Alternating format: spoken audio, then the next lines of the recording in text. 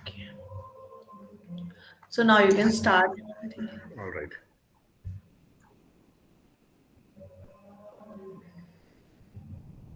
Once again, good afternoon, everybody, and good morning to the ones who are still enjoying their morning.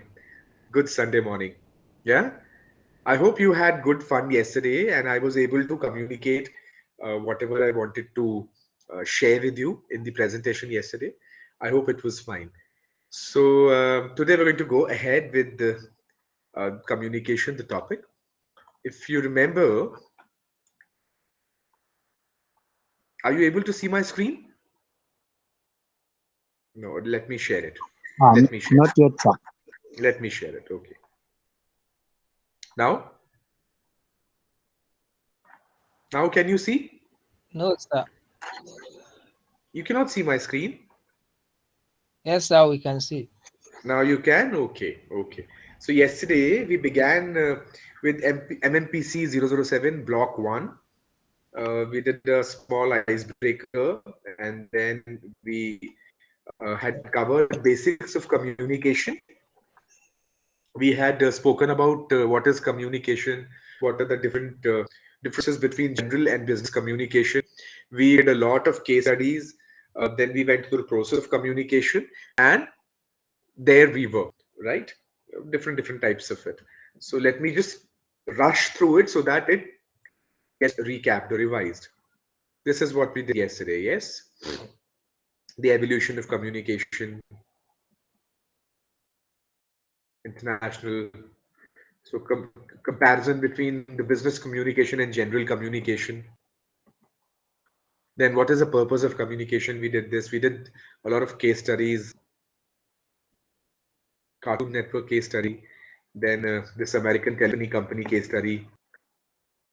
We studied the President Obama's. Then it was about this packaging of Gerber, which failed in US, sorry, in Africa.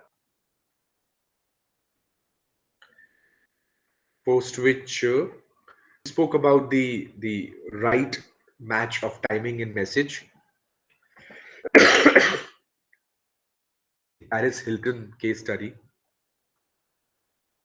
I told you about the story from Mahabharata, the epic in India, and how communication was important in this story.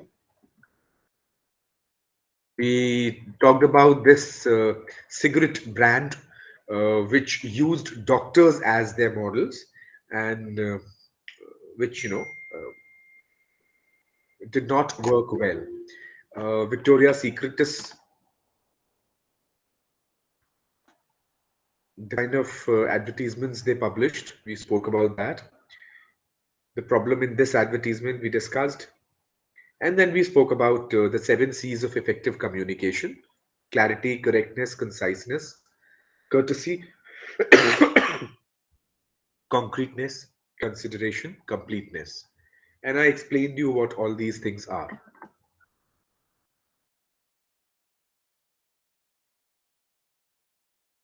I gave you an example of how in different cultures the same things are expressed in different ways.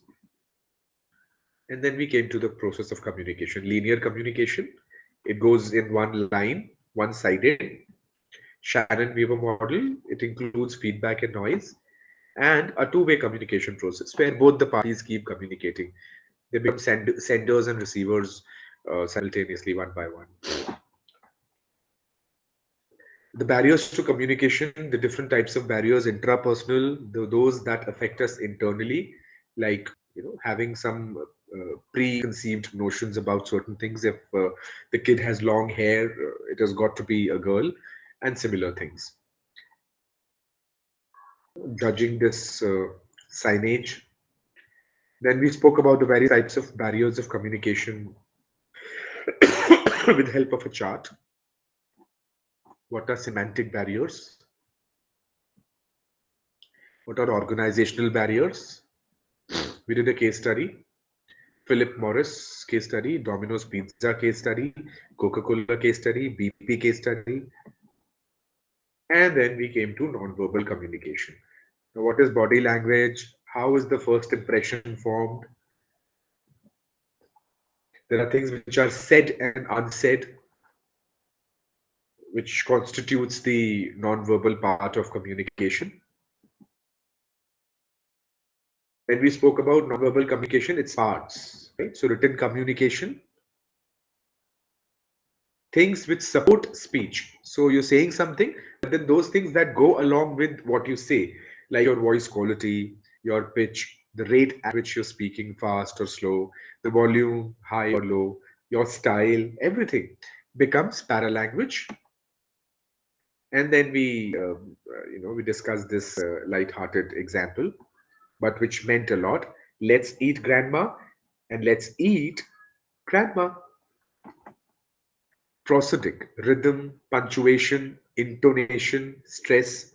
So these things form the prosodic. Kinesics, physical movements, gestures are known as kinesics, the study of these. So hands, facial expressions, eye contact, everything. We discussed postures, the right postures, how you should stand, how you should sit, and obviously these postures also convey a lot about a person. Like for example, this person in the first picture does not look smart. The third one also looks, you know, not good. The best is the one in the center. We talked about gestures.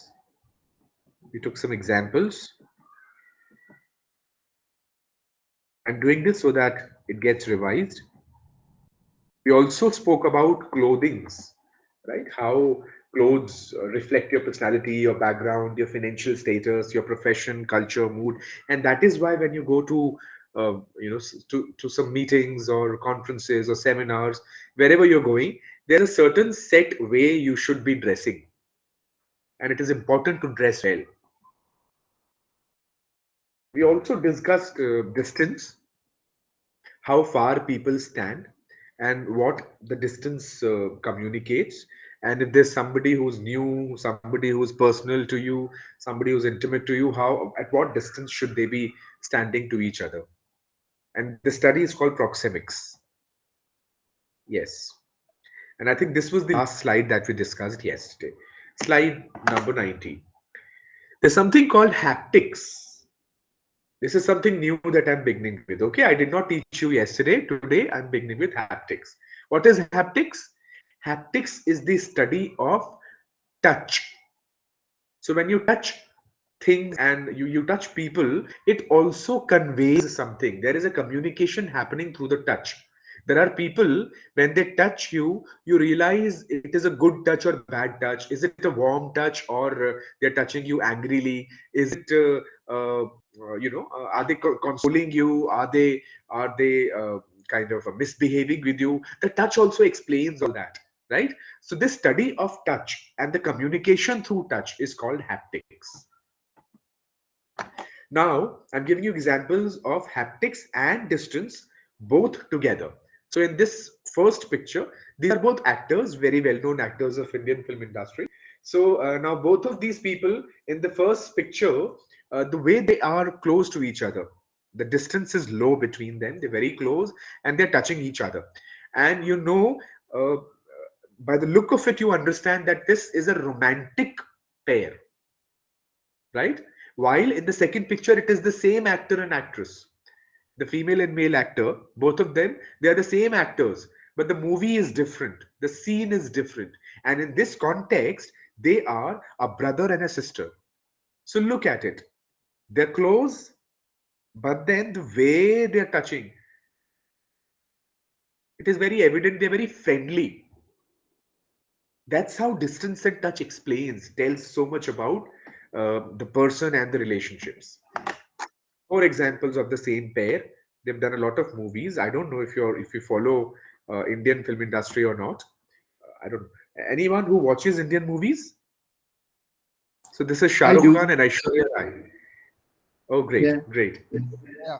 Wonderful. So this is Shah Rukh Khan and Aishwarya Rai, and they've done a lot of movies together. So here they are in a romantic role. All these pictures. It was a movie called Mohabbatein, and there is this another movie where they played a brother and sister.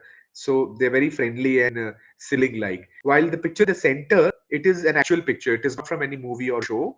They're standing in a party, posing for the photograph. Look at this. There is a gap between the two.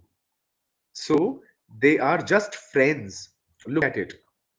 They're just friends.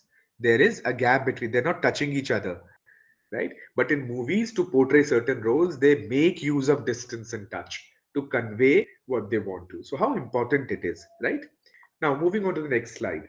Uh, there are colors, there are designs, there are logos, everything. They also convey a lot of messages. So the brands which are working for youngsters, the brands which are working for say kids, the brands which are working for for such items uh, which should appeal youngsters, they often use colors like yellow, red, orange, etc.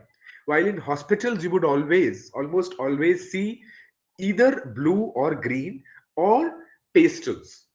Why? Because these colors soothe you, right? They keep you calm, especially blue and green, right? So it is very important how you make use of colors. So when you're going for a party, what kind of clothes do you wear? Even parties have different moods. There are parties which are official parties. There are parties which are friendly parties. There are late night parties, club parties. There are brunch parties, poolside parties, and you wear different clothes, different colors in all these parties, depending on the occasion, depending on the time, depending on the location, depending on the gentry, everything. So all this conveys a lot. The signs, the logos, the designs, they mean a lot. Let me take another example, a set of examples, in fact. So a brand for shoes, Nike, they use red as their brand color. Yeah. And it should look sporty and energetic. There could be some other brand which is, maybe meant for elderly or whatever. Look at the traffic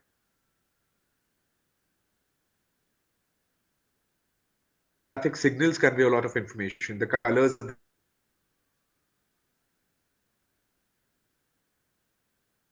They say, okay, go on, right? So all these logos and everything, it plays a lot important role. Let me show you this now. Now, what does it convey? So whenever you go to a public place and you want to use the restroom or the toilets, you realize there are signages that tell whether it is made for guys or girls, boys or girls, or men or women. So a lot of places they write in a particular language. So here in India, it is often written in English or Hindi. And I'm sure in your countries, wherever you hail from, they write in the local languages so that people understand. But then, suppose if I go to your country next time when I come there to visit, and I'm sure you would help me, move around your cities, your countries, and help me visit the best places and have the best food. But then I wouldn't be able to identify what the language says if they have written it in common local language. So for that reason, a lot of places they use signages instead of words. So here, a round hat and a soft looking silhouette tells it's a woman. This one says it's a man. It's very evident. So we know here it's going to be a girl's toilet, here it's going to be a boy's washroom. Similarly, a tie and a ribbon bow, or maybe this one with the frog, or maybe whatever, or a lion and lioness. They all explain by the signs, by the logos, what they mean. Next, we come to chronemics. Now, what is chronemics? See, time also conveys a lot of information. Like what? So, if you keep somebody waiting in your office, you're sitting in your office and there is somebody waiting outside, and you keep them waiting for a long time, they feel insulted. Why? They at times feel that they are not being given the right importance, the right respect they deserve. So it is very important that we manage our time well and give people the apt time. Cool. So and then what else? Reaching somewhere on time shows that you're well managed, right? You're well organized. That you respect time. Reaching somewhere late shows that you were probably not serious about the event, or you're not serious in life, or you're not very professional, right? So time also conveys a lot of information. So making the right use of time is very important. And this study is called chronomics. There are two categories in it: monochronomic and polychronomic. People who do one thing at a time, and they value time as money, it's called monochronomic. There are people who do multitasking. They do a lot of things at the same time. It is called polychronomic time system. Two of them.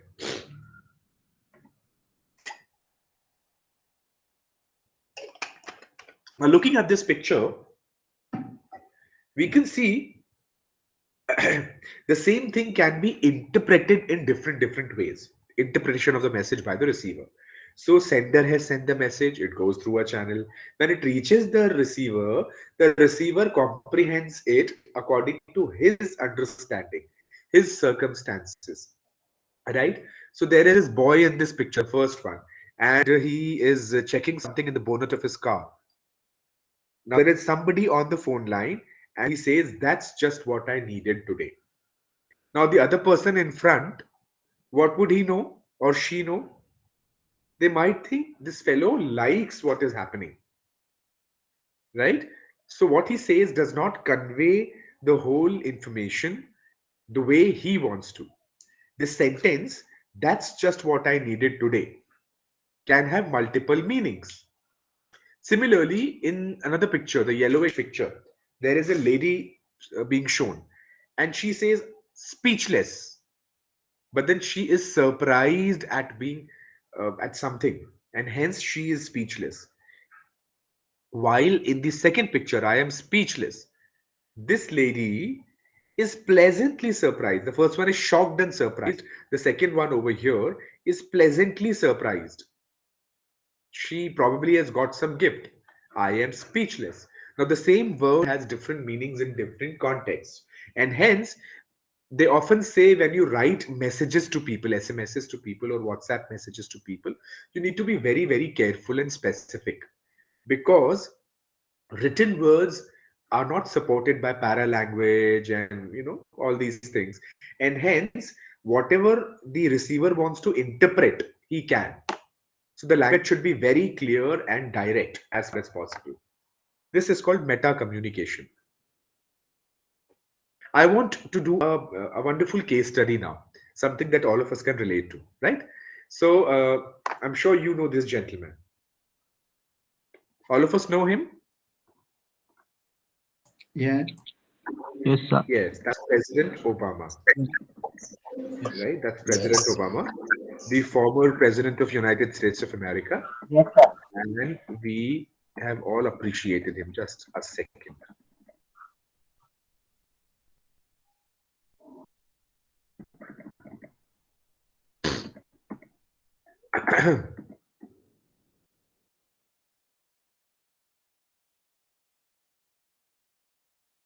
Just a second. You just reach there. Cool. So now in this picture, we're talking about the body language, right? Gestures, postures, everything. Now look at this gentleman. He is one of the most powerful people in the world. One of the most powerful people in the world. And he is communicating with a girl, a small little child. Now, this child is looking into his eyes. How is President Obama reacting to it? He's shaking hand with the wonderful, beautiful little girl. He has his bowing down, leaning forward. He's looking into the girl's eyes. He has a smile on his face, and he looks soft, right? That is how he's tackling the small child, and all the childs are smiling at it. Yeah. So body language, where to show what kind of body language is very important. We need to learn that. Now look at this. It is another picture from President Obama's office, and in this picture, the way he is standing, he's standing right, tall, straight. His weight is balanced on both the feet, and he has folded his arms, and he's giggling on something. Yeah, everybody around him knows that he is the important man, but then at the same time, it is a very light-hearted moment. So he is a very confident, gentlemanly, authoritative person. This is what the picture says, right? Body language and clothes and distance, everything. Look at it. Another picture. In this picture, he seems a little informal, a little informal. He's still wearing his suit and tie. The coat has been removed, but then the use of baseball and the way he is keeping his hand at his waist makes him informal and cool in this picture. It is a balanced picture. He's speaking on phone, which means he's working. There are files lying on his table. Yeah? But then it's a balanced picture. He looks fit and healthy and health conscious. Yeah, he looks manly. He's using a baseball. Now these are all pictures which are deliberately shared with the world. Nobody knows what goes within the office, but then these are the pictures which are shared with everybody. So well thought. So with this picture, the office of the president wanted to convey that he is this person, Mr. Obama, is an informal, cool, balanced, fit, health conscious, manly gentleman. Yeah. Another picture where are these two presidents of different nations. They are together, and President Putin is a bit slouched. Probably he was not ready, or the picture was clicked not at the right time. So a lot of comparisons happened, and people from one of the president's office said that the other one looked like a school kid in this picture. Body language. Obama has been very, very authoritative and warm at the same time, just like a big brother. So it is then president of France, international leaders. Look at the way he has kept his hand on his shoulder, here as well, here, touching his arm, and the way he's looking at the then Prime Minister of India, Shri Manmohan Singh. Yeah. So authoritative man, and he's warm and he's cordial with people. He behaves like a big brother in all these pictures. How much do these pictures convey? Now, can body language be learned or acquired? Is the question. Now look at these two pictures. The second one is the real picture.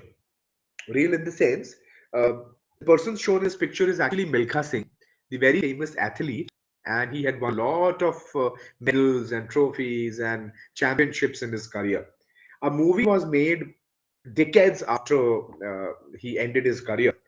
But then the actor who played Milkha Singh's role, his name is Farhan Akhtar, copied the body language so much, so very well.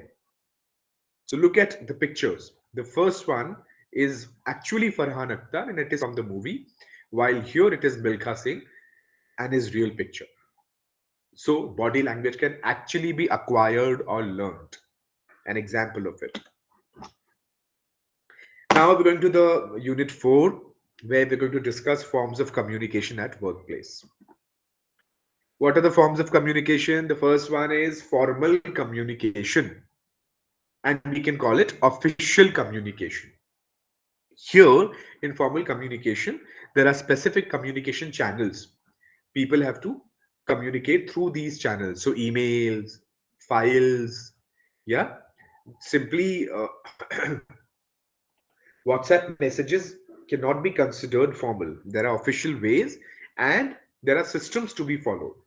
There are hierarchies to be followed and the protocols to be understood. Organizational policies to be comprehended and followed. There are a lot of etiquettes, procedures, channels, and documentation that is a part of formal communication. So any communication happening within an organization where official things are being discussed or shared or communicated It's called the formal communication. Now, formal communication itself is of multiple types. The first one is vertical communication, and it too has two parts: downward communication, upward communication. The second is horizontal communication, while the third one is diagonal communication. Now, when superiors are communicating with subordinates, their juniors, it is called downward communication. Communication coming from an upward person, superior person, towards somebody who's junior. While when the subordinates are communicating with superiors, it is called upward communication. Downward, upward. Very simple as that. So, what are the examples of downward communication? So, job instructions, policy documents, official announcements, production reports, procedure manuals. These are all conveyed from superiors to juniors. While upward communication, you'll have requests, work reports, complaints, feedback. Usually in organizations, upward communication is a little uncommon, right? But then downward communication is very common and frequent. Cool. Now, what is horizontal communication? Vertical, we have studied. This is vertical communication, which has two parts. Formal communication. Now, formal communication has vertical. Vertical, we have studied downward and we've understood upward. Now, we come to horizontal and then we'll go to diagonal. Horizontal, people at the same level communicating with each other is called horizontal communication. Like a purchase manager speaking to production manager or quality manager or sales manager and vice versa, right? So this is called horizontal or lateral communication. Simple. Diagonal communication, people at different levels of hierarchy when they communicate with each other is called diagonal or crosswise communication. Now, there is one important thing about diagonal communication. A person from lower to upper levels of hierarchy, when he is communicating, it can even be a vertical communication, upward or downward. But then in diagonal communication, person from one department at a junior or senior position is communicating to somebody from another department at a junior or a senior level, right? Like, for example, look at the picture here.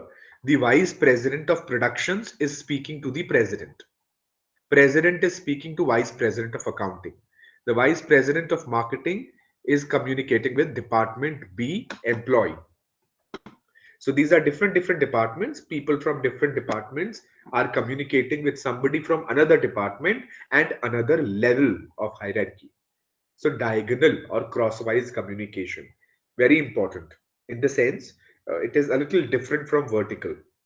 So people in the same department or hierarchy, when they are communicating, it's vertical. If they are at the same level, it is horizontal or lateral. If they are at different levels and different departments, it becomes diagonal or crosswise communication. Easy. Oh. Now there's something called informal communication. Now, what is informal communication? Till now, we were studying formal communication. Now, what is informal communication? Look at the pictures here. In picture one, three men and a lady. They all look dressed in formal clothes, right? They have files and pens in their hands. But then the way these three men are communicating and the way this lady is trying to overhear, trying to find out what they're talking about. This is not formal communication. Is it a meeting happening? Of course not. Are there any files involved? No. There is no email involved. It is not formal. But then they are talking. There is some information being shared. This kind of a communication is called informal communication. Or look at the second picture here. There is this lady in checkered blue and yellow jacket and the man in black. Now, both of them, they are giggling. They're sitting at their places in their office, but then they're probably sharing a joke. This is also called informal communication. Or in office only, at the lunchtime when people are discussing among themselves, it is also informal communication, right? There's something called grapevine communication, and it is a part of informal communication. Now, in grapevine, in an office, see, uh, often,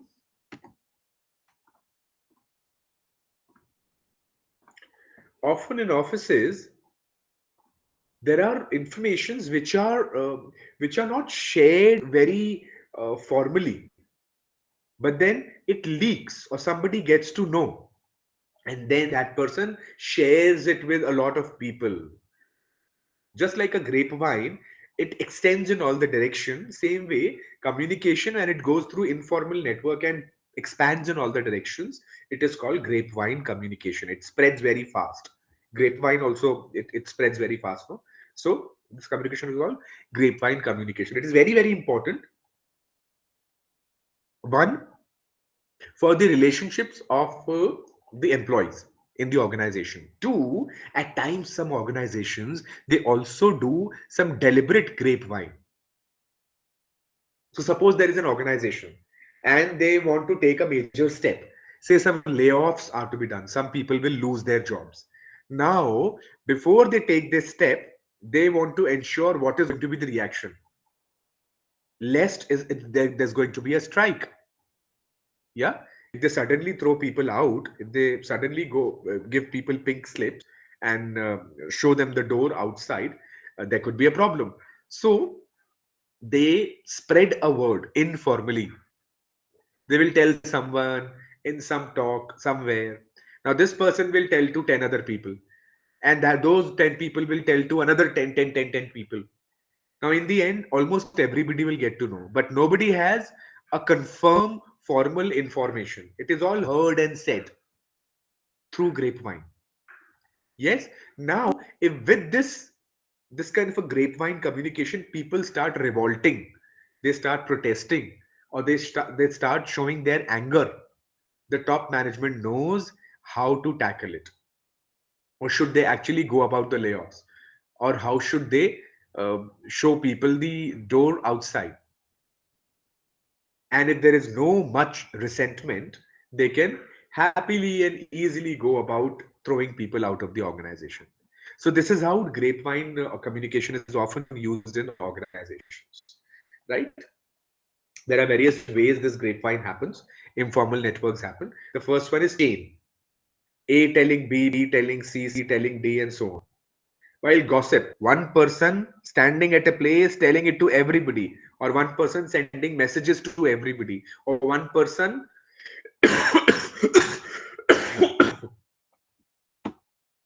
one person communicating it to all of them, going to everybody's seats and telling them.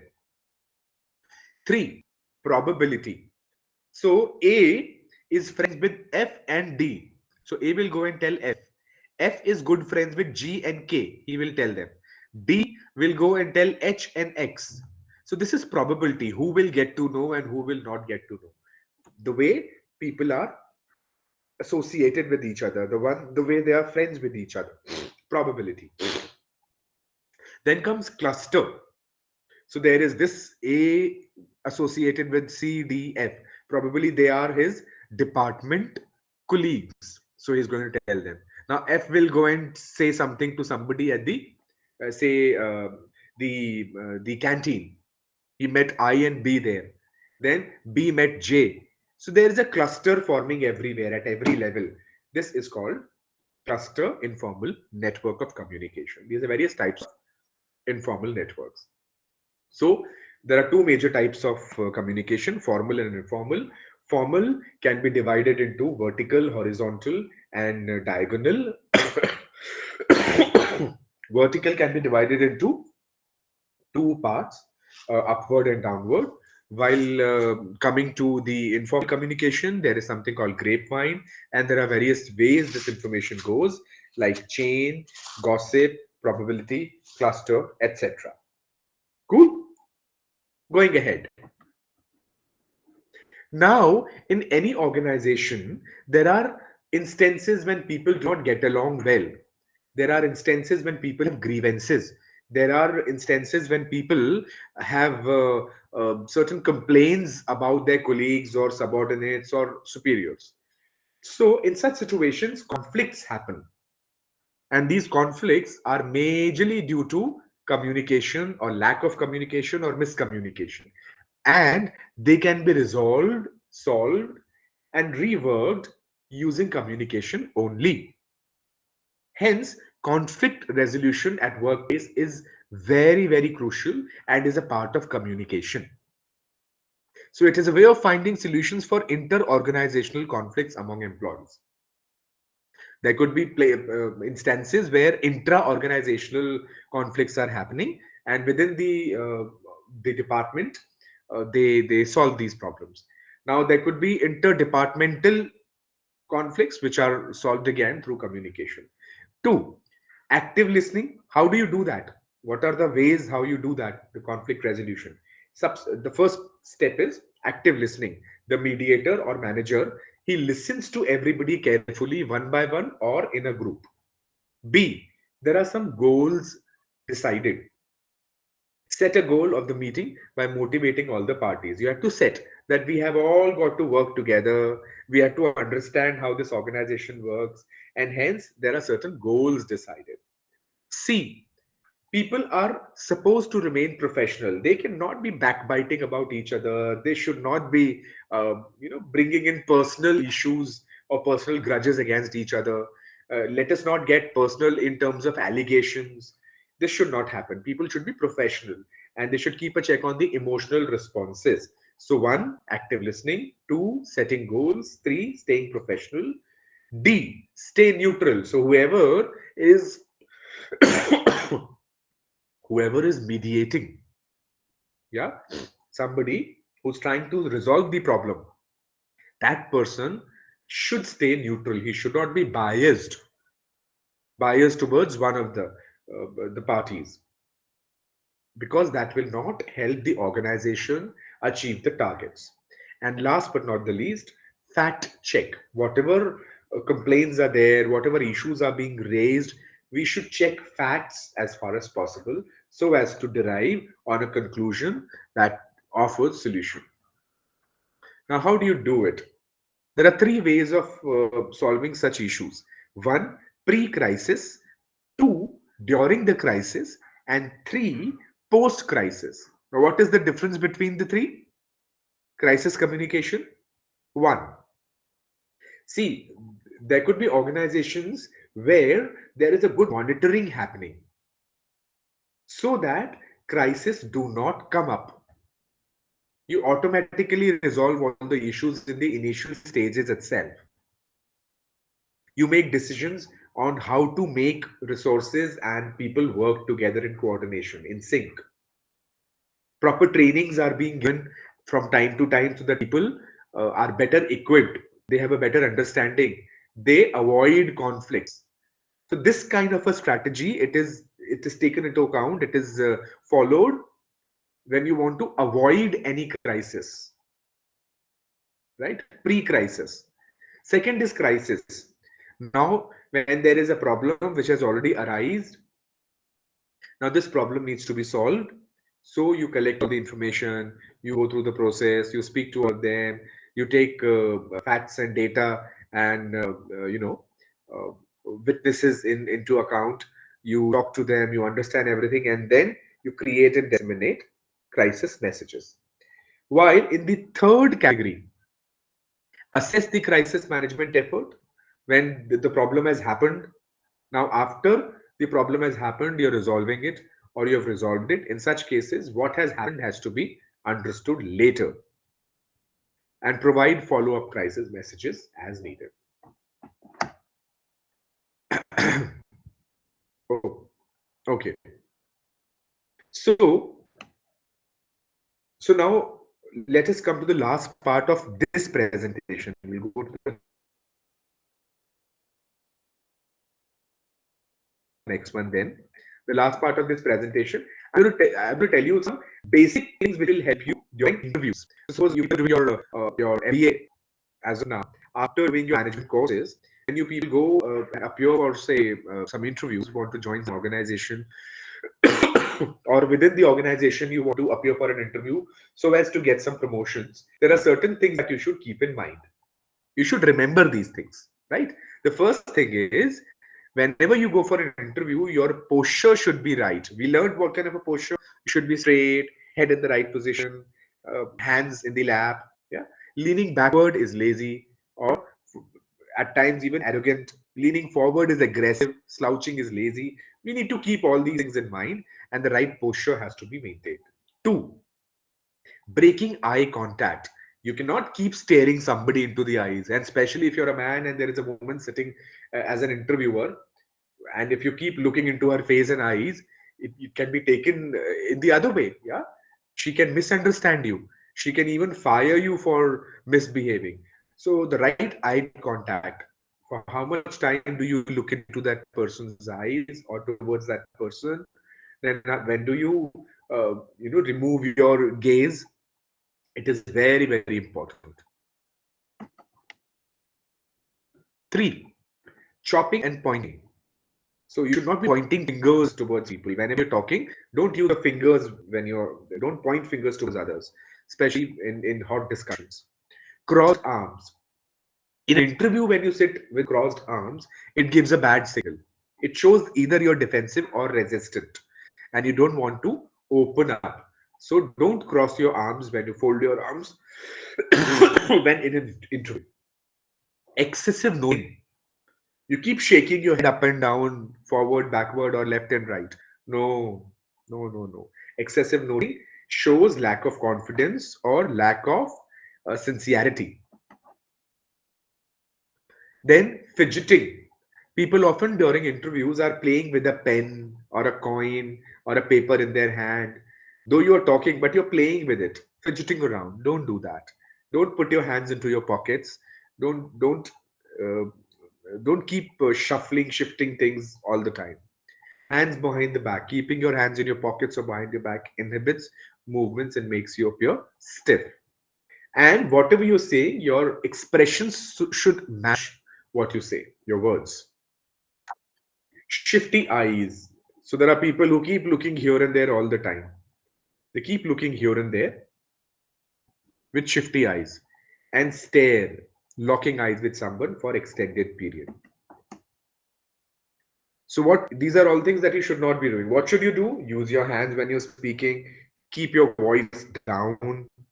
Too much of volume is not good. Power pose. Divide your weight on both the legs. Don't stand over one leg.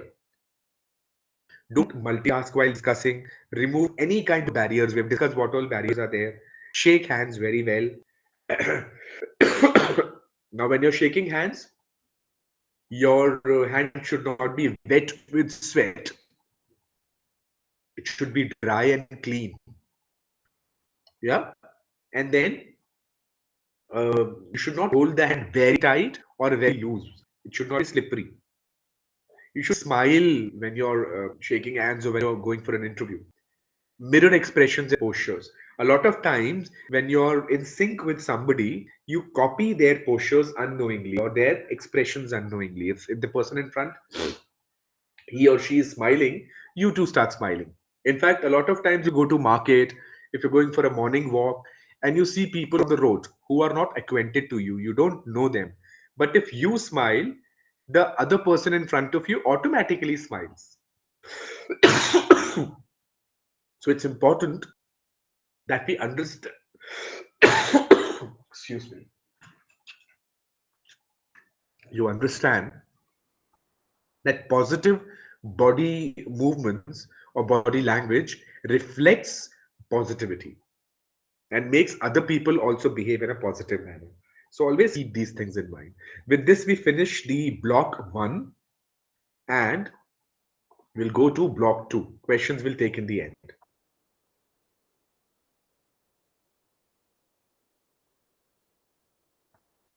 Give me 30 seconds.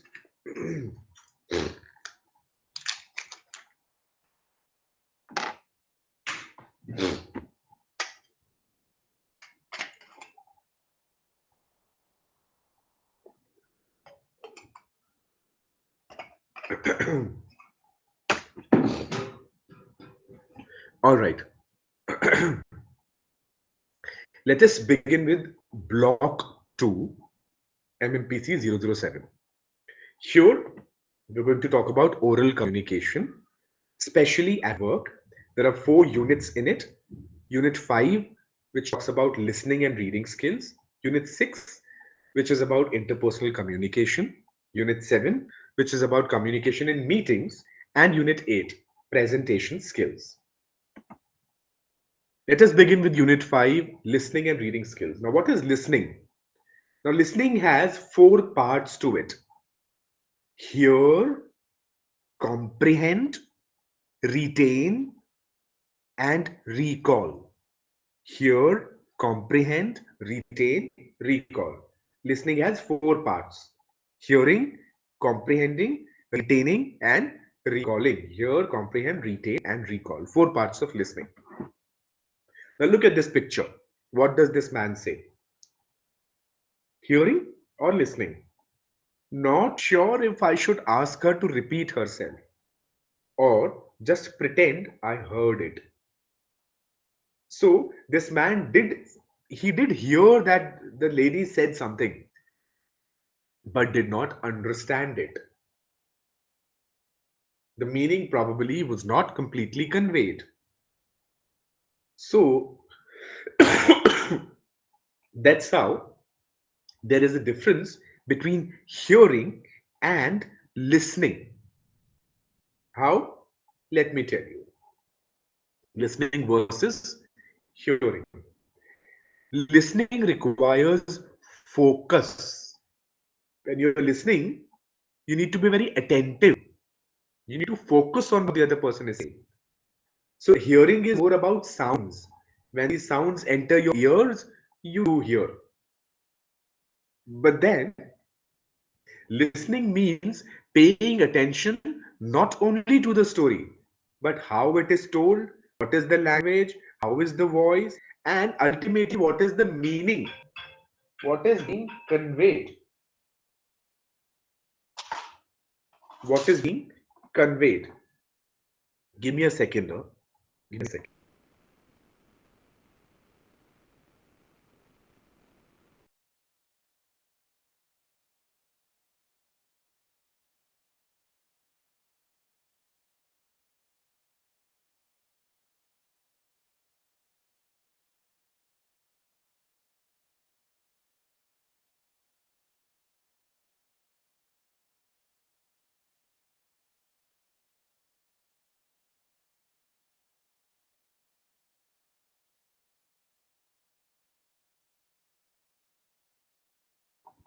So, so hearing is only about getting the sound into your ears, into your system.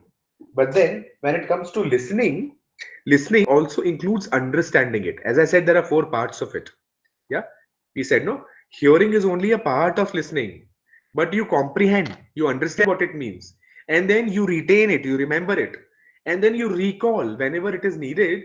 The information is recalled. Only then it is called listening. Yeah. An adult spends an average of 70% of their time engaged in some sort of communication. Of this, an average of 45% is spent listening. So out of total communication, 70% is 70% of your whatever you do uh, is the time when you communicate. Whatever you do, out of it, 70% time you're communicating. Out of this, 45% time is spent on listening. So you don't always communicate, you don't always say, but you always listen, and that has to be done attentively. Now pay attention to what is written here in English, sorry, in red color. A good listener will listen not only to what is being said. Obviously you will listen to what is said, but apart from that, there are things which are left unsaid, things which are not said or partially said. For example, if someone tells you that they are happy, would you believe them? Somebody says, I am happy. Would you believe them? Not completely, because probably their expressions are not agreeing to what they're saying. They have gritted teeth, or they have tears in their eyes, and they say, I'm happy. Yeah. So would you agree? Would you accept that they are happy? No. right? So listening has lot more than only hearing. You hear, you comprehend, then you retain and you recall. There are 10 principles of listening because we're talking about communication in organizations. It is very important that we're good at listening. So, one, if you want to listen well, stop talking. Two, prepare yourself to listen. Put all other things aside, even from your mind. Put the speaker at ease. The other person in front of you should be easy and comfortable. Remove distractions. If there are any barriers to communication, let us remove them. Empathize and be patient. Understand the other person's emotions and feelings, right? Avoid personal prejudice. So often we have preconceived notions about people. The other person, oh, that person has a lot of attitude. Oh, that person does not behave well. Oh, that person does not like me. And keeping all these things in mind, we are prejudiced. We are partial, right? So that should be avoided. Stop talking, prepare yourself, put the speaker at ease, remove distractions, empathize and be patient, avoid personal prejudice. Listen to the tone, the way it is being said, paralanguage. Listen for ideas, data. Yeah. You need to get the whole picture, not just in isolated bits and pieces, right? So not only those words that I am happy, but also other things apart from it. Wait and watch for non-verbal communication. That will help you a lot. Now, what are the, before we go to some kind of a case study, let me give you some benefits of good listening. So, when you're listening well, it will reduce miscommunication. Miscommunication will not happen.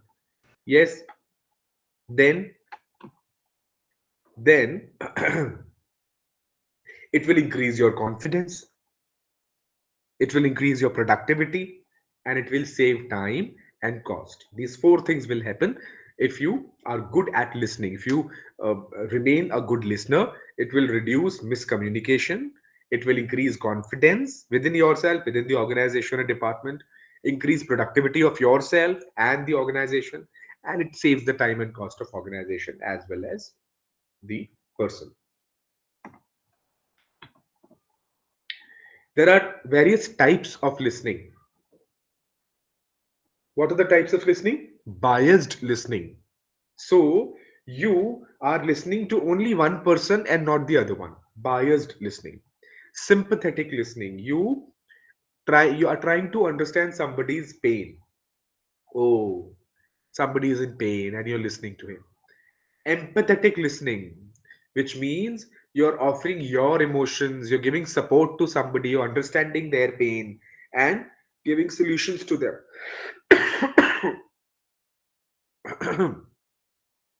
Critical listening, which means finding pros and cons of what is being said. So, is it right? Is it wrong? What are the problems with it? Is it true? That is critical listening. Informational listening. So, when you're listening and you're collecting information from it, you're collecting data, you're learning something, that is informational listening. Appreciative listening. So, when you listen to music, when you listen to poetry, you are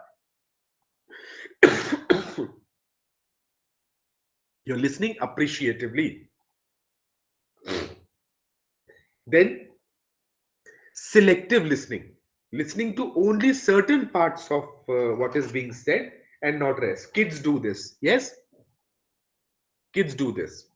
So uh, Farida has her daughter today sitting with her, and I'm sure others also have your kids, kids at home. Maybe your own kids, or maybe your kids in your family. It often happens. You're telling something to the kids, they will listen what is their choice, what they like. Other things they will forget. Selective listening. Rapport listening. When you're listening and you are building a rapport with people, you're coordinating and cooperating with them, you're reflecting on them, is rapport listening. Yeah. Here is a case study.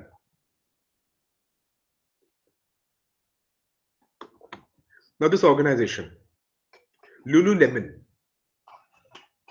Lululemon, the founder was Chip Wilson, blames overweight women in very public gaffe. You know what happened? This organization, Lululemon, They used to make clothes for people, for sports persons. So let me say they made sports wear. Now, sports wear is very much in fashion these days. Everybody likes to wear sports wear. Yeah. So, wearing lowers, wearing pullovers, wearing caps, wearing so all these things which are actually meant for sports activities, all of us wear them as casual wear too. All of us love wearing because it is comfortable, it is warm, so we wear sportswear. But then the clothes made by Lululemon company, they did not fit a lot of people. Only people who were slim, only people who were very, sporty, athletic bodied. These clothes would fit only those people.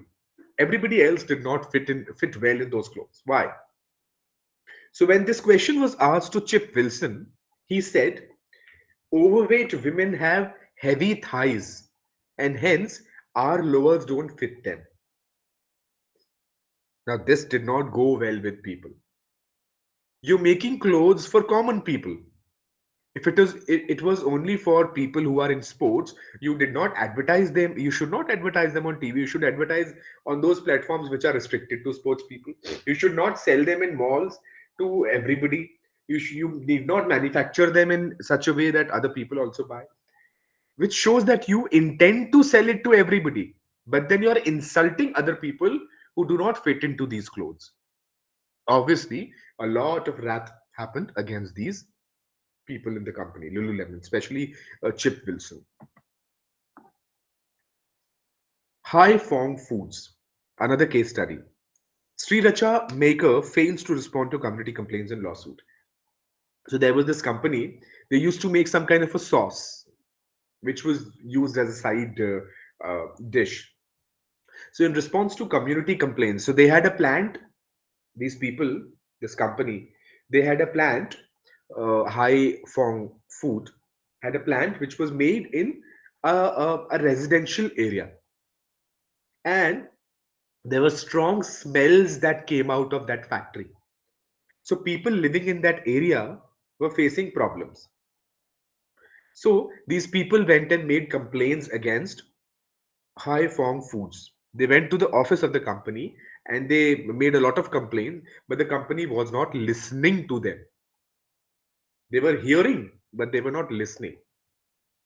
The company, which relies on a small window in which it processes fresh chilies into number one selling Sriracha sauce, now when the people got frustrated, they went to police and court. And the court ordered the company to keep their processes shut for 30 days as a punishment. Now, if you don't listen well and you don't understand others' opinions and sides, this is what happens. 30 days the company does not work. So production stops for 30 days and obviously sales stop for say another 15-20 days. Such a loss. Yeah. Now, what is active listening? So, one person who listens, clarifies, summarizes, shows interest, understands the emotions and feelings, and also gives encouragement to the other people who are speaking. Yes, no, feedback is given. Yes, he also observes the non-verbal communication, the body language, probes, asks questions. He does not interrupt in between, but then wherever there is space, wherever there is a possibility, he would ask questions. He uses open and closed questions. That is how active listening is done. Process of listening. First, you identify something is being said, then you receive it, reception, receive the information, then comprehend or understand it, what it means, what is being said in words, and what is being said between the lines. Then, evaluation of what is being said. How good, bad, right, wrong, in favor, against it is. Then retention, you remember it. And finally, you respond to it. This is the process of listening. Taking another case study. So Kodak has been a very famous company. I'm sure you people know about it. Kodak used to manufacture cameras earlier, and they were making films also. So earlier, if you remember, I don't know how many of us remember or not. Before the advent of digital cameras, there were cameras that used films. I remember in my childhood here in India, the film that we had, it worked for 36 photographs. Are you able to hear me? Hello? Yes, sir. Yes. Yes, we're able to hear you. Okay. Yeah. Yes, yeah. So, Kodak was a very famous company. They used to manufacture cameras. So, earlier, these cameras had film, and on the film, it would catch the impression of the picture, and later on, we used to get it printed on paper. But then there was an employee in Kodak. He was an engineer, and he invented the first digital camera. His name was Steve Sasson. In 1975, he made a digital camera, and he took it to the management. He went to his officers and showed them, see, I have made a digital camera. So people, they did hear, they got the information, but then the officials did not respond to it. They did not listen it well. Now this fellow Steve, he felt very bad, right? He felt very bad that the company is not taking action, not only for the company, but then for himself also, that I have worked so hard and nobody is lending ears to me. So he left the job. Now, when he left the job, there were other companies who were making these cameras, right? Kodak ignored. Kodak thought, okay, our cameras are selling, we are happy. Suddenly, people stopped buying cameras which were film based, and people started buying all digital cameras. The market for Kodak crashed. In 2012, the company had filed for Chapter 11 bankruptcy protection. They had to stop their productions. Had they listened to their own employee in time, they would have worked wonders, because Kodak was, as it is, the pioneer. Toyota. More than 3 years before, Toyota faced massive safety issues and recalls. So there were problems in the company, the cars they were making. Toyota makes cars, right? There were a lot of people who were writing memos to the CEO that there are problems due to cost cutting. We are not delivering the right quality. Safety of the cars is being, you know, is compensated. That should not be done. Employees were telling it to the management again and again and again, but the management did not listen to them. Employees even connected early issues with the acceleration and brake systems to 5 deaths and used that to warn the executive. But the people sitting in the top positions, in the managerial positions, did not listen to them. And 8 million cars had to be recalled later. When the cars were launched, they did not work or they had problems. People started complaining. There were actions taken, and hence they had to recall them, do the changes, and then give the cars. Such a loss and bad image formation. So, listening at the right time and reacting, responding to it. Yeah, process of communication.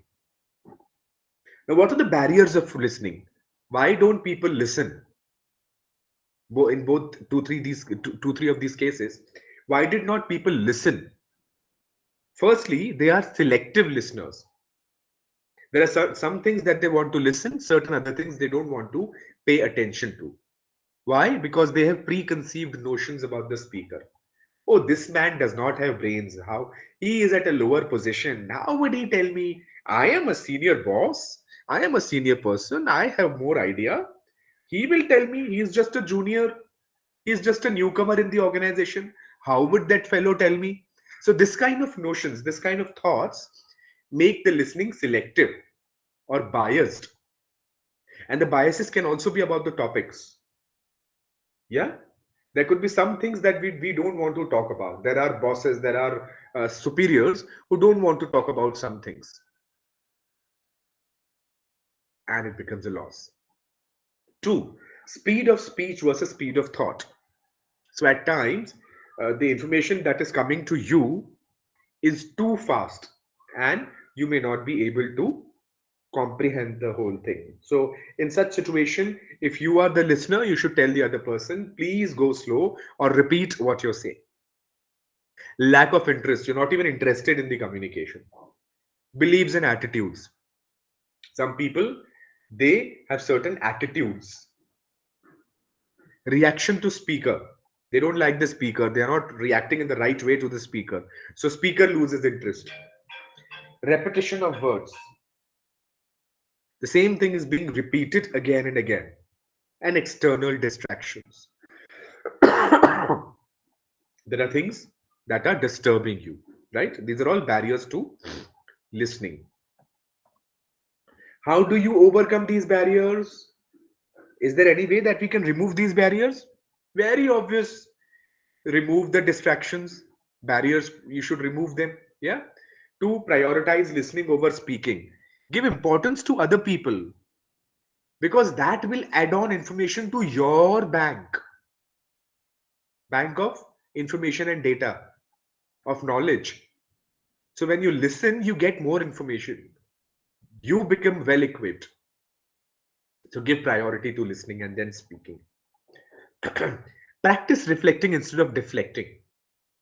A lot of times, when we are discussing an issue, we go on to something else.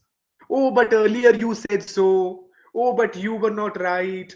Oh, but it is so cold these days. We deflect from the main topic. We deflect from what is important. We should rather be reflecting, thinking on it, and giving our opinions. Yeah.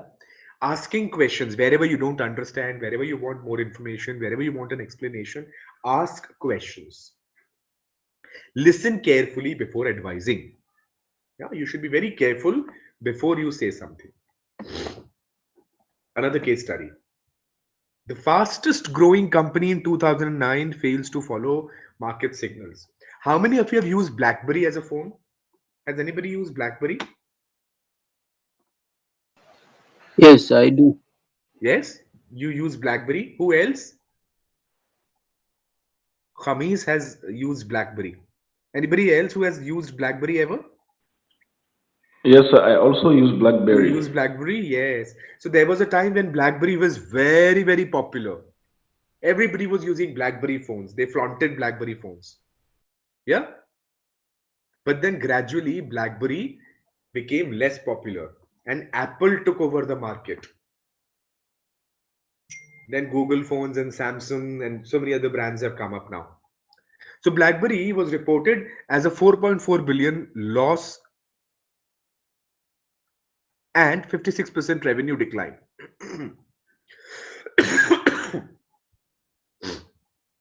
So BlackBerry was knowing that there are phones that are smarter, that have certain kind of screens, that had touch screens.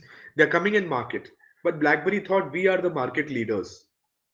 The officials said, okay, people are loving buttoned phones and this is how it is working. And they did not change themselves.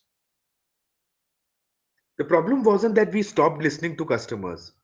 There is a former official from the company. He said, we did listen to customers, but we believed we better knew what customers needed long term than they did. So listening was a problem there. So this was all about listening. Now coming to reading.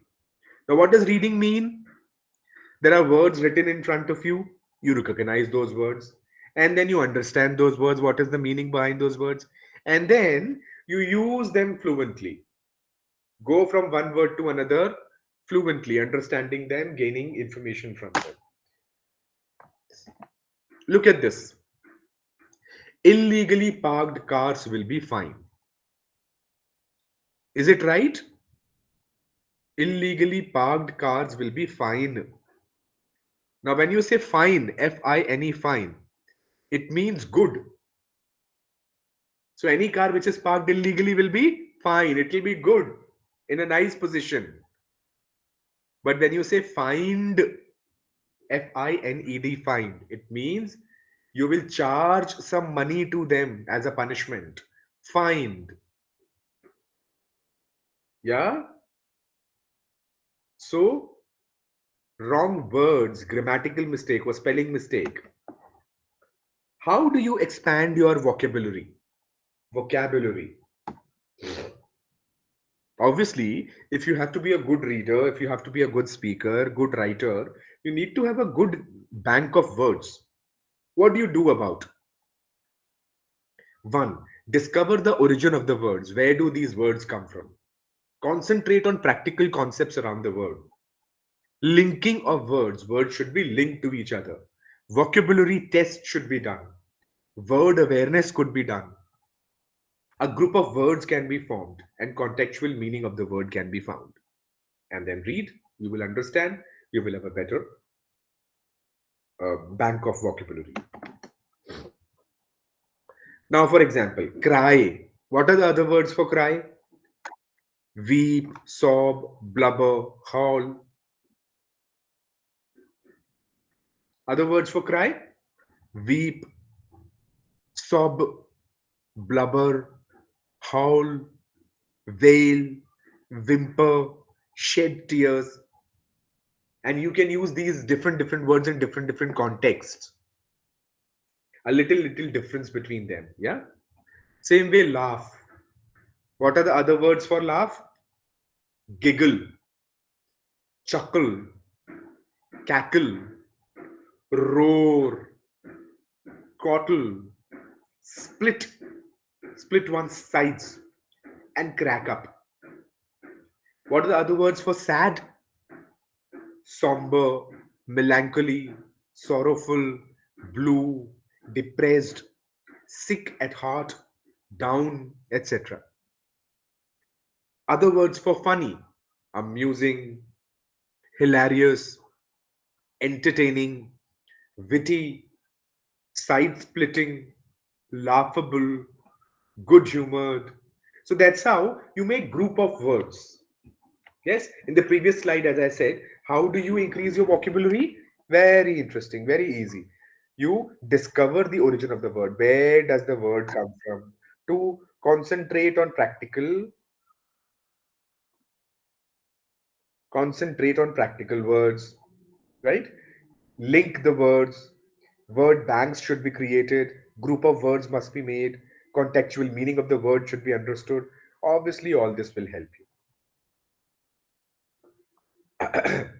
This was about reading and listening. Next unit, which is unit 6. Unit 6 is about interpersonal communication, communication between people, two people or more people, communication. Now, why is it important? The interpersonal communication, is it important? Yes, it is important. Why is it important?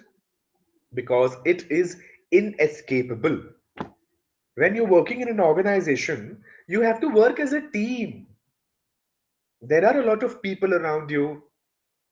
Everybody has a job, everybody has a work, everybody has a priority, and they have to work according to their jobs, their roles, and you have to coordinate with them, cooperate with them, and that's how you work as a team. Yes, so you cannot escape any kind of interpersonal communication. Two, it is irreversible. Once this communication has happened, once you have given some information, it does not come back. You cannot take back.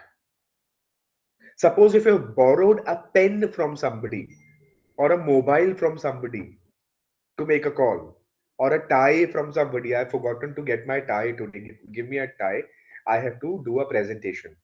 You can borrow and give it back. But if you're communicating, if you have taken some information or given some information, You cannot undo it. You cannot reverse the process. Information is shared means shared. Three, it is complicated. So as I said, so many things are involved in it. Verbal communication, non-verbal communication, formal communication, informal communication, body language, eyesight, haptics, kinesics, proxemics, paralanguage, everything. So many things are there in it.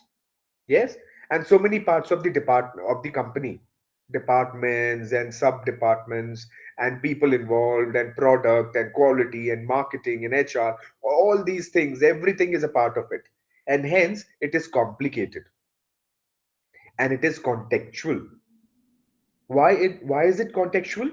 Because it has it is associated with some reference. When you write an email, it is related to some event, some program, something, some target. There's something related to this communication, something that you want to be done. So it has a context. So there are four principles of interpersonal communication. It is inescapable, irreversible, complicated, and contextual.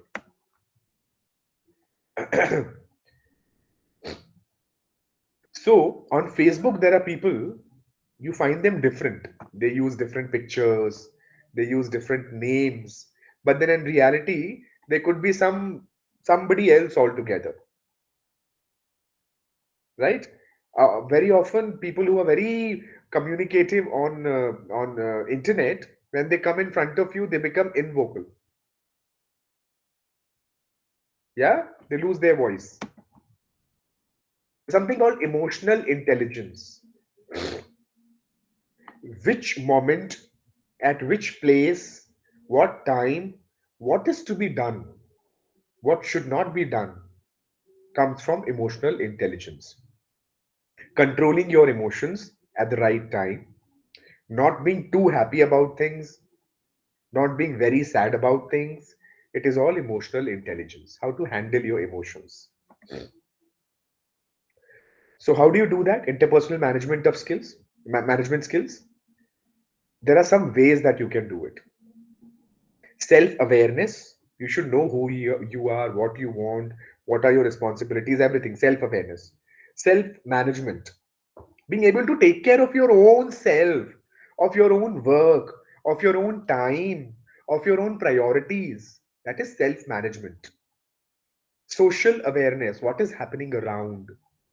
What are other people doing? What are other people around you up to? Right? What all is happening in the society, in the country, in the nation, in the world? Social awareness.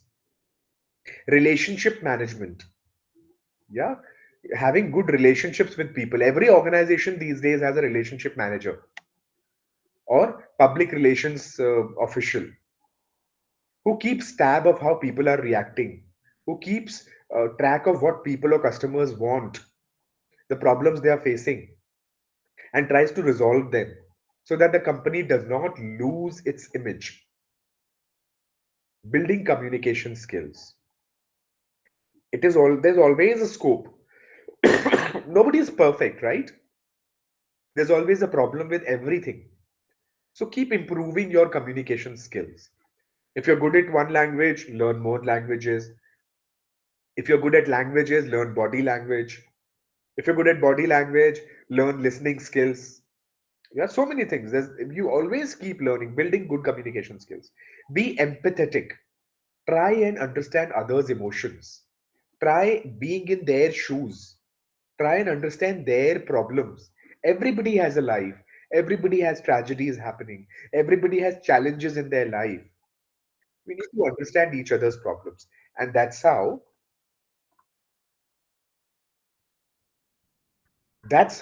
we are able to perform well. Actively listen and avoid stereotyping. Now, what is stereotyping? Stereotyping means we presume somebody to be some sorts. So if it is a girl, people will say, oh, girls cannot drive vehicles. Girls are bad drivers. Stereotyping. Yes, people from certain area, they don't have sense of food.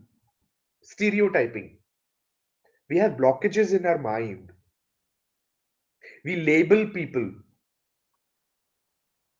right? And that should not be done. Respect everybody, love everybody, and give them space of being themselves. If there is a problem with work, if there's a performance related issue, then we need to work it out. Now,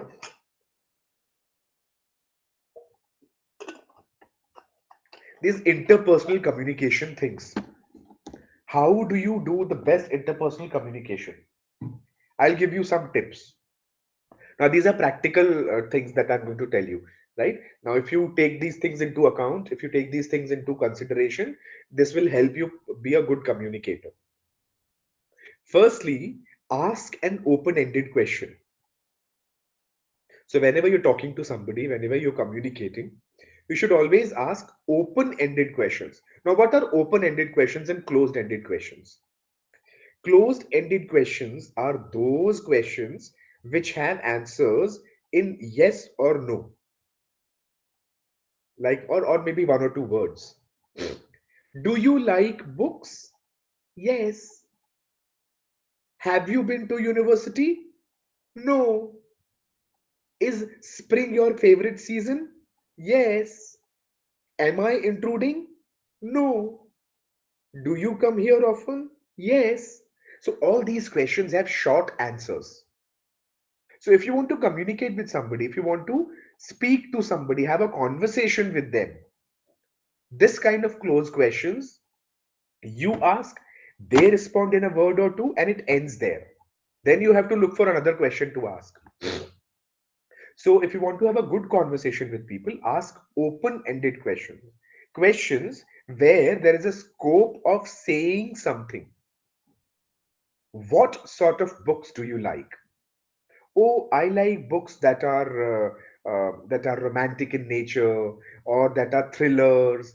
And my favorite author is Conan Doyle, or whatever. Yeah. What sort of books do you like? So there is an opportunity and scope of saying something as an answer.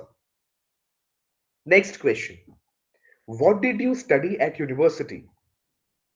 Well, I did my graduation from there, and I studied MBA from university, the management and business administration, and we had a lot of subjects, and it was wonderful. My specialization was in marketing.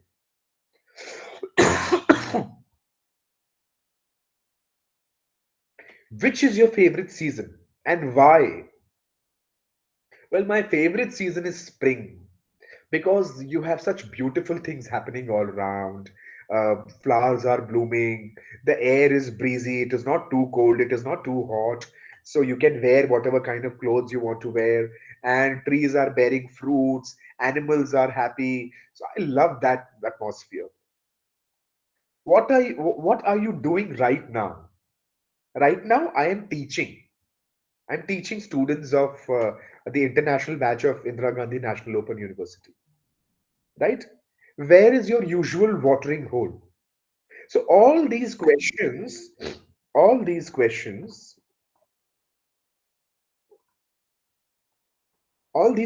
give scope to the other person to speak. Open-ended questions. More examples. That's a nice handbag. Where did you get it? Right? What an amazing buffet. Which is your favorite dish? Fantastic turnout. Which of the lectures is your favorite? So these are all open-ended questions. Two, keep the conversation going with small talks. Now, what is small talk? What is small talk? Talking trivial things? Small talks?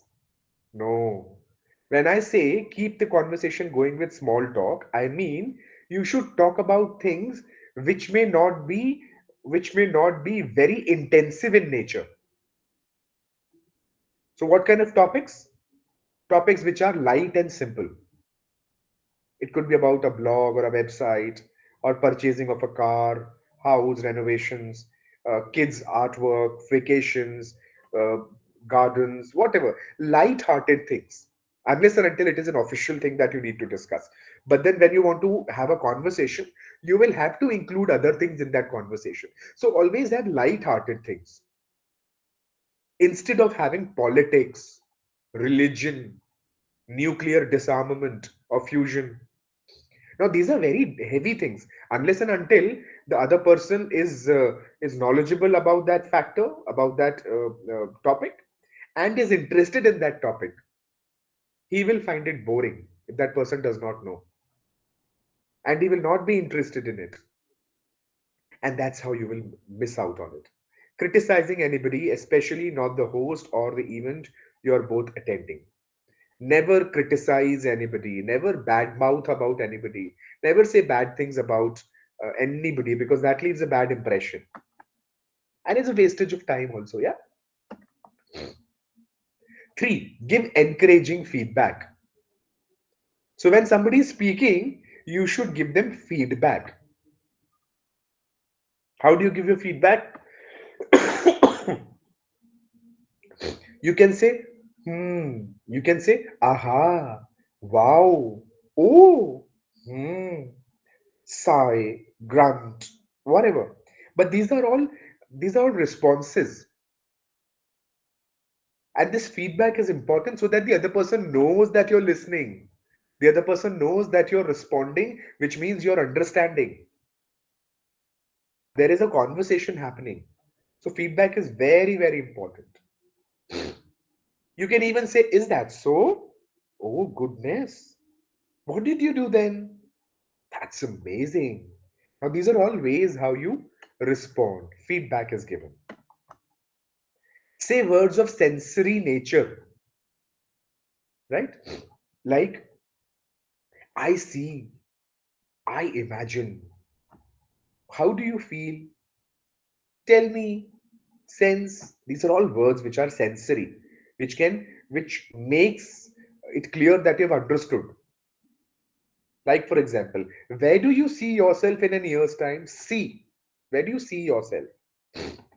Tell me about the time that the boss sold your car without realizing. What's your sense of the current stock market fluctuations? Sense. How do you feel about the new plans for renovating downtown? Feel about the new plans. What do you imagine he was thinking when he asked to pay a rise higher than the boss's salary? Imagine. Words which convey sense or feeling, sensing, in fact. Yeah.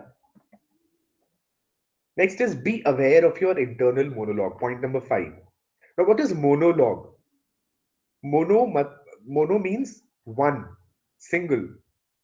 Log means discussion. So when there is somebody speaking all alone or single-handedly, and others are only listening, it is called a monologue. When two people are speaking one by one or simultaneously, it is called dialogue, right? So there are things going on within your mind, often internal monologue. You're often confused. You're there on the desk or dais, and you want to deliver a debate, a speech in the debate, and you're thinking within your mind, would I be able to do this? Am I saying the right things? Is my language good? Are people understanding?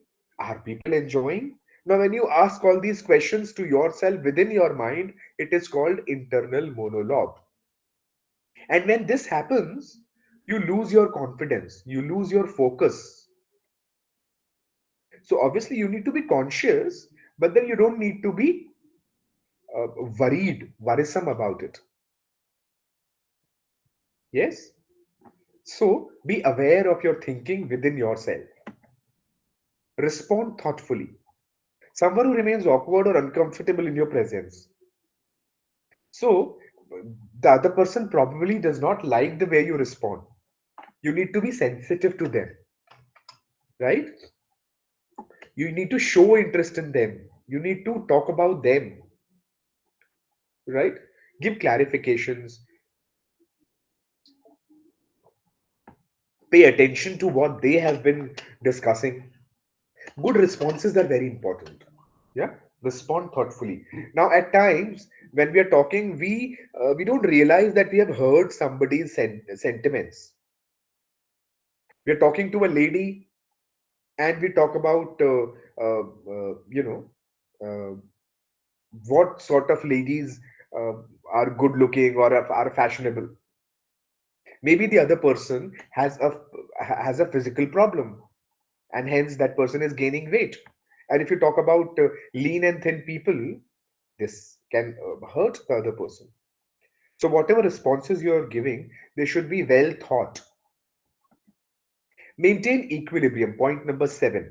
Maintain equilibrium. Equilibrium between when you speak, the other person hears. When the other person is speaking, you listen.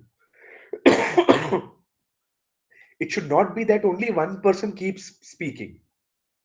As the person who started the conversation, the responsibility initially rests with you to maintain the momentum. Both should get an opportunity to speak and express themselves. Yeah. Now, 3 questions to ask yourself during the conversation. How do you maintain the equilibrium? There are 3 questions you should ask yourself.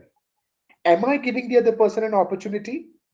Opportunity to talk about himself or herself just before jumping on a comment? Question number 2. Am I actively listening by using clues such as that's interesting? So, am I listening and giving them response? And point number 3. Am I being accepting of occasional silences?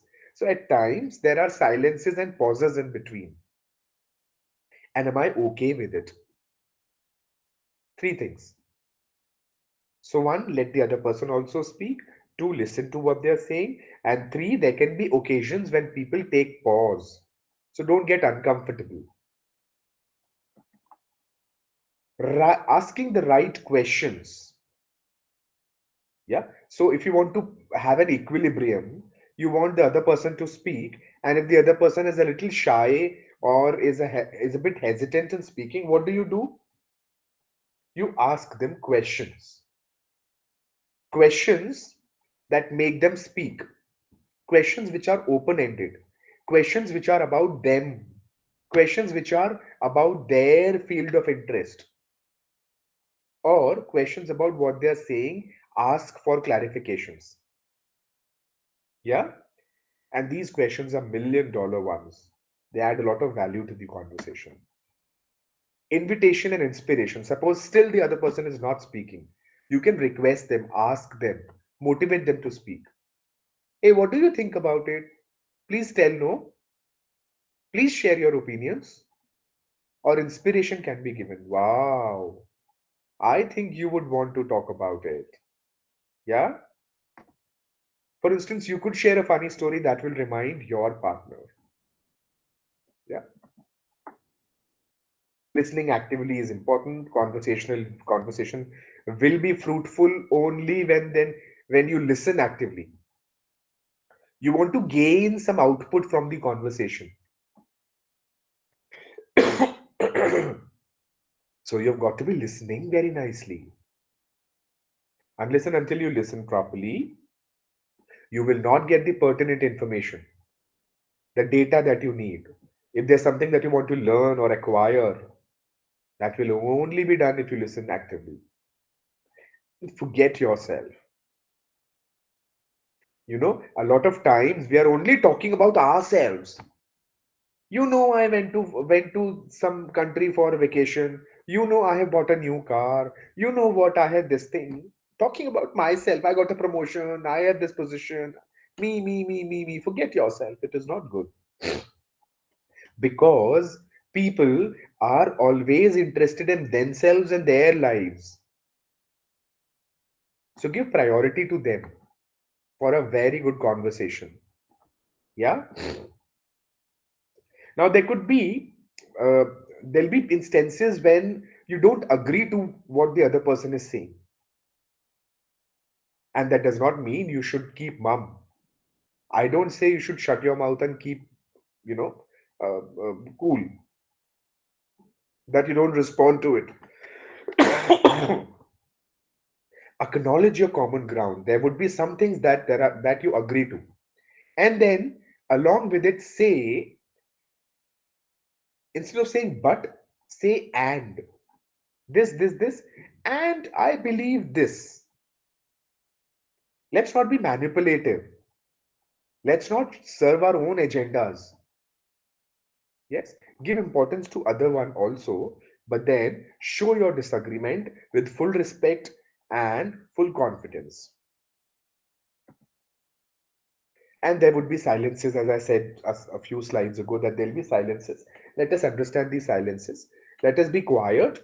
Think of the next item that you want to discuss, you want to bring up as a topic, and in some moments, introduce the new topic. But there is no problem in silences at times. It gives you a breather. And finally, we should know when the conversation comes to an end. We talk, and we think, oh, now when will this come to an end? The other person is getting bored.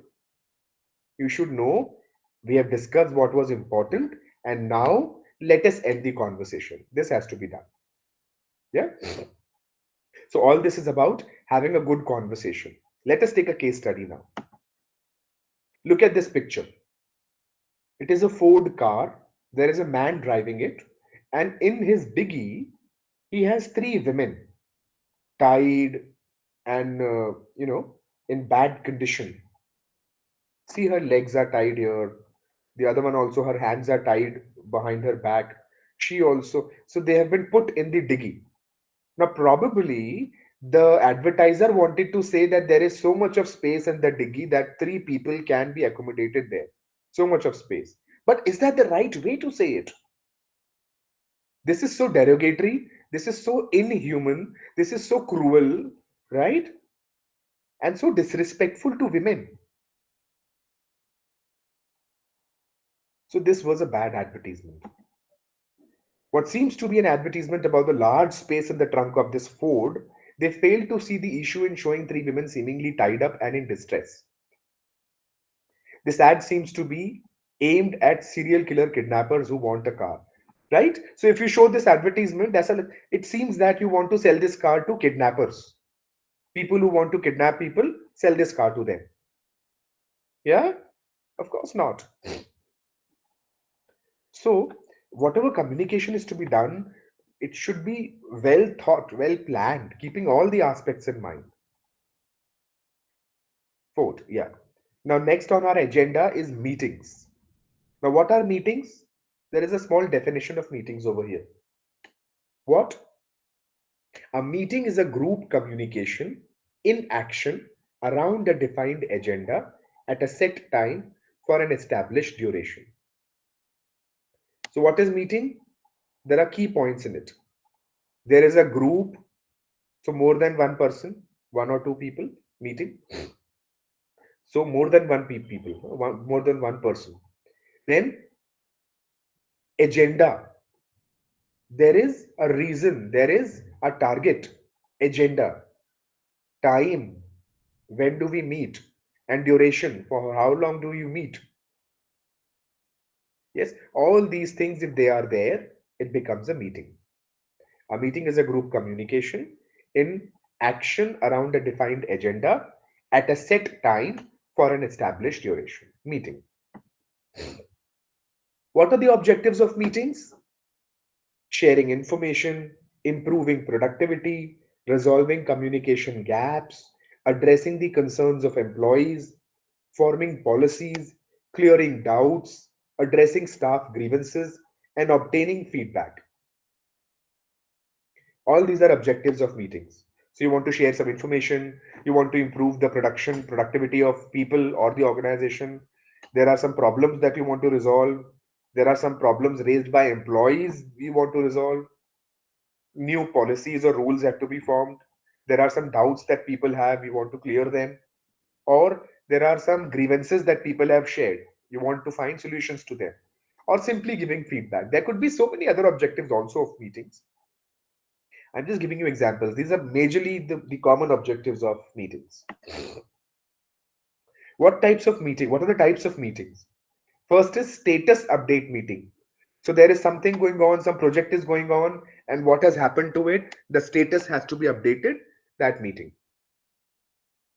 2, decision making meeting, right? Some decisions have to be taken on certain issues or projects or assignments. So there is a meeting, people are discussing about it. Planning meetings, you want to plan something for future. So to make those plans, you have a meeting, planning meeting. Collaboration meeting, when people come together, they join hands, they work together. Excuse me.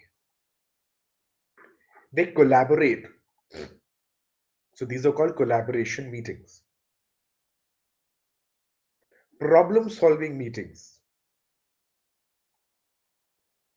So there are issues, we are facing problems, we want to find a solution to it. And to find a solution, everybody is discussing. It is called a problem solving meeting. Brainstorming meetings, thinking of ideas for various things. Maybe what to do next. Maybe there is something happening and you want to do something about it. Brainstorm, everybody comes together, they give their own ideas, those ideas are discussed, the best ones are actually selected. Brainstorming meetings. Team building meetings, so meetings in teams which are new, when there are new people joining the teams, so to bring them all together, let them be introduced to each other, let them know each other, let them become cooperative and coordinating with each other. So for all these purposes, team building meetings are done. Debrief meetings, there are meetings when some information has to be given. So something is happening, maybe feedback is to be given, maybe some information, some reports are to be given. That is called a debrief meeting. And innovation meeting, something new has to be achieved. So innovation meeting, new ideas, new concepts. Now look at these two pictures. Picture one, I don't always mute my mic, but when I do, it's right when I'm about to say something. So we're talking about meetings, and remember, digital meetings, digital meetings, online meetings, people often forget to switch their mics off. There is a speaker, presenter who is speaking. Rest everybody ideally should keep their mics off. So this person, he reminds us of that. The second one, when you accidentally share the wrong screen. Yeah. All these glitches happen these days because online meetings have become so much in and common these days after COVID and COVID-19 era. Everybody is doing online meeting these days. Even we have started teaching. Earlier, most of our classes were regular classes, classroom classes. Now it was during COVID that we started teaching online to this at this level, yeah. And now new concepts are being introduced. Intercontinental, inter-country studies are going on. See, this is what we're doing. So during this online era meetings, we often do such silly mistakes. So that has to be kept in mind. Now, what should be kept in mind? There are certain etiquettes of meetings. What are the etiquettes of meetings? Very simple things, though I don't need to tell you. I know you people are well aware of it. But then let me just remind you. Let us just go through them, rush through them quickly. One, you need to be on time. Don't get late. That leaves a bad impression. Yeah. So all of us, for next meeting, are we going to be on time? Yeah. Two, Yes. make. I'm sure you people are going to be. Thank you. Number two, make introductions. Whenever there is a meeting, let people be introduced. Like we did an breaker yesterday. Yeah, we spoke to each other. Have a strong agenda. Why you keep calling that meeting for? Why are people getting together? Why is everybody taking time out from their schedules, their lives? There's got to be a reason, a goal, a target, an agenda to the meeting. Sit appropriately, sit nicely. Yeah, even in the meeting rooms or even during online meetings, you should sit properly. Speak up wherever there is a turn, wherever there is a scope, when you need to share something, when you need to say something, please speak up, don't keep quiet. Yeah, understand the unwritten speaking rules, how you should speak, all those things.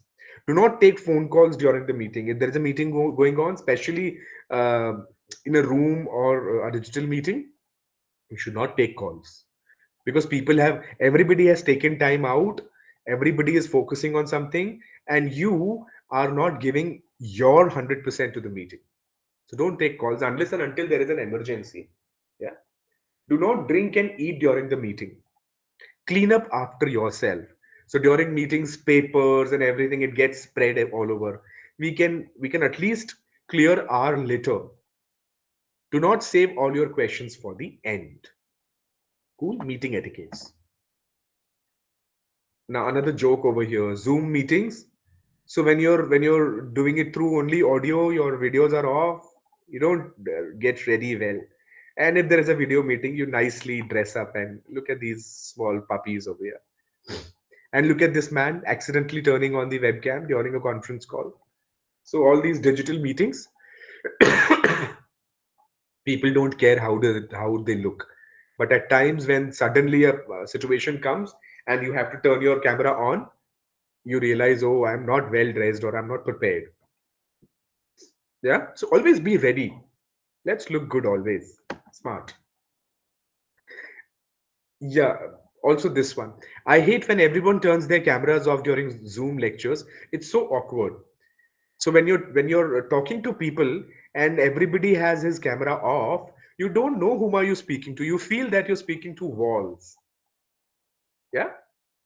Digital meetings. So this is all about meetings. Cool. So next we move on to presentation skills. Yeah, and there are 5, 6 slides in it. I don't know, should I go about it? We have 10 minutes in our hand. What do you say, guys?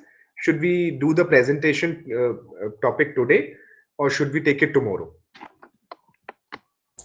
Let's take it tomorrow. Tomorrow. Now let's Sorry? go ahead and take it tomorrow. Let's take it up tomorrow. We'll do it tomorrow. Okay. Okay, we'll do it tomorrow. Any questions that you want to ask? Anything that you want to know? Yes, Doctor, thank you very much for the presentation. It's very well understood, and there is one thing that we didn't capture, and I would like you to mention it and also discuss more about it. In the process of listening, you have made mention like 6 or 7 steps of the process of listening, which are identification, reception, comprehension, Yeah. evaluation, retention, and I didn't got the last one. So I would like you to mention that, please. Okay. So what I understand from what you're saying is that you have missed some points from listening skills. Yeah. Yes, that's correct. Okay. Okay. Okay. Give me a minute.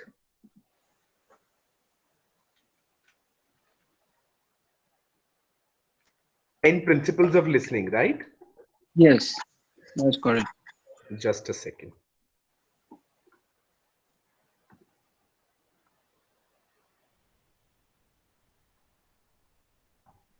Are you able to see my screen now? Are you able Yes, to sir. see my screen? Yeah. Yes, yes. Yes, Yes, Hamid. yes, we can see it. Okay. Now, 10 principles of listening. Number one is stop talking. Number two is prepare yourself to listen. Put other things out of mind. Number three is put the speaker at ease. This is what you were Yeah, talking about, yes? yeah, I got those ones. I mean the process of listening. Process of listening. Okay. Yes, yes. Here it is. Identification, Yes. reception, comprehension, evaluation, retention, and respond. So identification means, see, when you get to know that there is somebody who's trying to say something to you, right? Unless and until, so see what happens. You always carry your mobile along. Cool. But then unless and until there is a ringtone that tells you there is a message or a call, you don't know that there is somebody trying to connect. Same way, if you're sitting somewhere, one person comes to you and says, "Excuse me," you understand that yes, the other person wants to say something to you. This is what is called identification. Identification of the situation, identification of the need of communication from the other person, or identification of request of communication, identification of initiation of communication from the other person. So you identify something is being said, and a major part of it is through hearing. You hear something and then you pay attention to it. So identification. Two, reception. What does reception mean? It means receiving information. So when the other person is speaking or saying, you receive those sounds and you kind of absorb them. Three, you comprehend and understand them. So whatever that person has said, you remember initially yesterday when I told you the process of communication, I said there is something called encoding and decoding. So as a receiver, when you receive information, you need to decode that information. What do those words mean? What is being said? What is the meaning? That is called comprehension and understanding. Followed by evaluation. Evaluation means how does it affect you? What is being asked? What is the meaning of what is being said? Is the other person asking for help? Is the other person asking for some change? Is the other person asking for some data? Evaluating it. What is the purpose of that communication? What is being asked for? Evaluation. Then retention. You have identified the problem. Sorry, you have identified the need of communication. You have received the information. You have decoded the information and understood it. Then you evaluate it. What has to be done on it, and then you remember that information. And finally, you respond on it. How do you respond? If somebody says, I need a pen, can you please give me a pen? So you give them a pen. Or if you don't have, you tell them, sorry, I don't have a pen. So that is your response. If there is somebody in your office who has come for help, he has given an application and he's asking you what has happened to that application. So you identify that that person is wanting to speak to you. You receive his information. You understand what he's saying. You evaluate what is the purpose, and then you remember and you respond to it. You probably give him a letter, or you do what is required, or you tell him to come the next day and collect whatever he needs. That is response. So the process of listening is actually, and at times you just simply say something. You simply give a feedback. Even that is a response. Yes or no. Saying yes is also a response.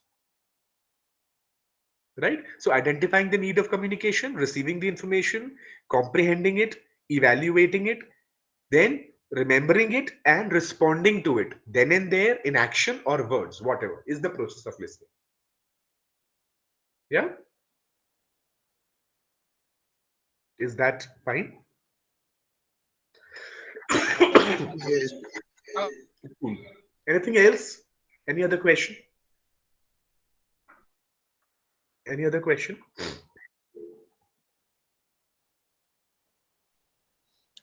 Yeah. So I want, Muhammad Al Hazi Abdul Rahman. yes, sir. Yeah. What's your question? With regards to barriers of listening, Sorry? with regards to barriers of listening, barriers. Barriers of listening. Okay. Yeah. What do you want to know about barriers of listening? Okay. Do you think that if a person is like self-absorbed, a person is like self-centered, do you think that will also impede him from listening fully Uh, to the to him? Come again. Do you think the person is? Do you think if a person is self-absorbed, self-centered person, Yes. Oh, certainly. Certainly. Absolutely. If you don't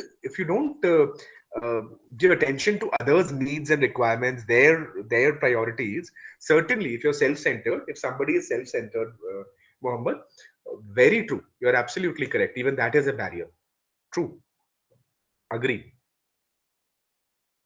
Suleiman Thank Rufai. Suleiman, Yes, sir. yeah, your question. Yeah, my question is in the rules of attending the meeting, Yeah. you made mention of no eating or drinking. Yes. Sir, it apply to the listener alone or the both the presenter and the listener? Sorry, you'll have to say it again. I'm sorry. Yeah. You made mention of no eating and drinking while I made attending. mention of no eating and drinking. Absolutely. Yes. Then.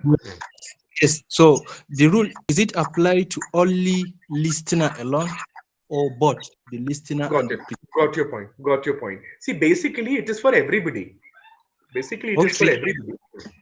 I But see then, that. That's the all the more when one person is speaking, when the person who is presenting, it is more important for him to avoid any kind of eating during the meeting. Yes, sure.